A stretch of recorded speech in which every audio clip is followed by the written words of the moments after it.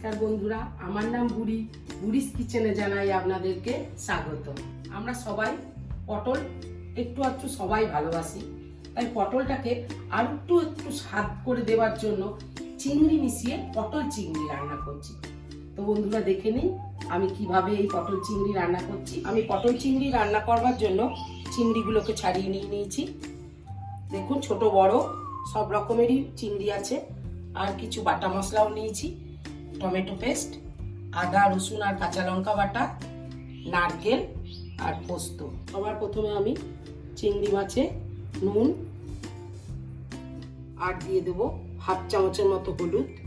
এবার আমি ভালো করে মাখিয়ে নেব। তো বন্ধুরা চলে এলাম আমি কড়াইয়ের কাছে। কড়াই দিয়ে দেবো আমি সর্ষের তেল। পুরো রান্নাটাই আমি সর্ষের তেলে করব। তেল গরম হয়ে গেছে, এবার আমি পটল দিয়ে দেব।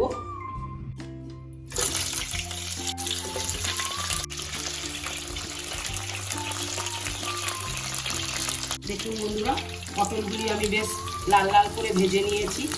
এবার আমি পটলগুলি তুলে নেব।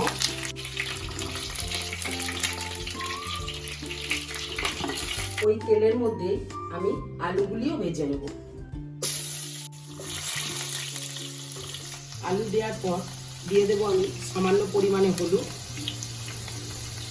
আর দিয়ে দেব অল্প পরিমাণে নুন। আর আমি ভালো করে ভেজে নেব। বন্ধুরা সেম পদ্ধতিতেই আমি আলুও লাল লাল করে ভেজে নিয়েছি। আলুগুলি এবার তুলে নেব। এবার আমি ওই তেলের মধ্যেই মাছগুলিও ভেজে নেব।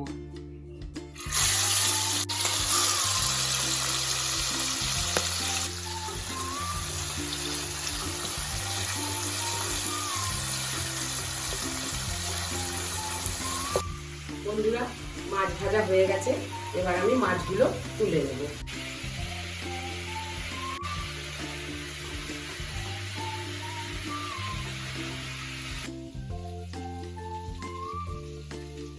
বন্ধুরা কড়াই নিয়ে নিলাম আমি আর একটু তেল।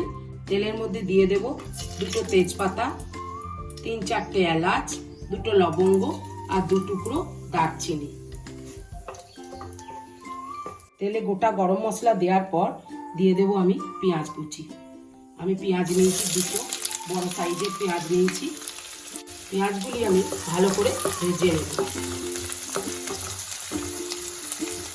পেঁয়াজ একটুখানি ভেজে নেওয়ার পর দেব আমি আদা রসুন আর কাঁচা লঙ্কা বাটা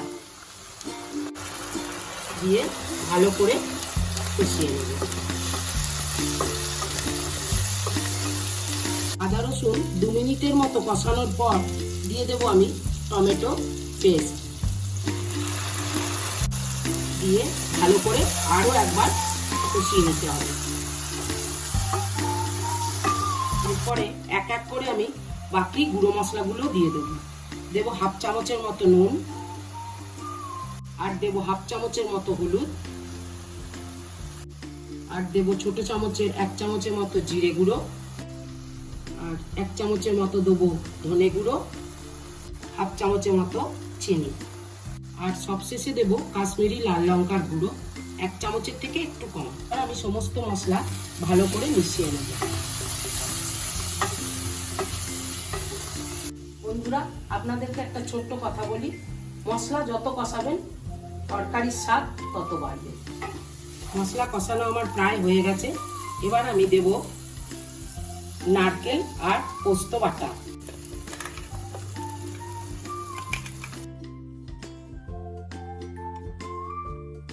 নারকেল আর পোস্ত যে বাটিতে বেটেছিলাম সেই বাটি ধুয়ে জল দিয়ে দেব। এবার আর সামান্য নাড়িয়ে দিয়ে দেব আমি আলু আর পটল যেটা ভেজে রেখেছিলাম আমি।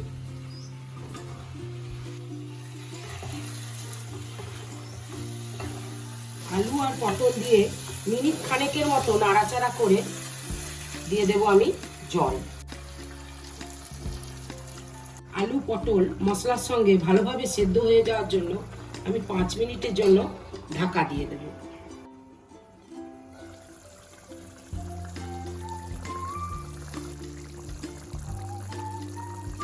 এবার আমি একবার দেখে নেব সমস্ত কিছু ভালো করে সেদ্ধ হয়েছে নাকি। একদম পারফেক্ট সেদ্ধ হয়ে গেছে।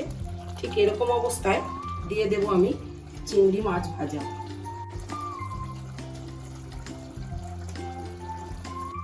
চিংড়ি মাছ দিয়ে আমি ভালো করে নাড়িয়ে নেব। তো বন্ধুরা, হয়ে গেল আমার পটল চিংড়ি রেসিপি, একদম রেডি। নামানোর আগে আমি 1 চামচের মতো গরম মশলা দিয়ে নামিয়ে নেব।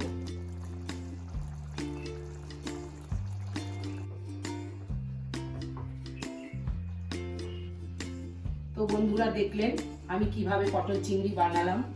খেতেও খুব সুন্দর লাগবে। আপনারা একবার বাড়িতে বানিয়ে দেখবেন। এই গরমে গরম ভাতের সঙ্গে অস্বাভাবিক খেতে লাগবে। তো আজ এই পর্যন্ত। আবার কোনো একদিন দেখা হবে একটি নতুন রেসিপি নিয়ে। নমস্কার।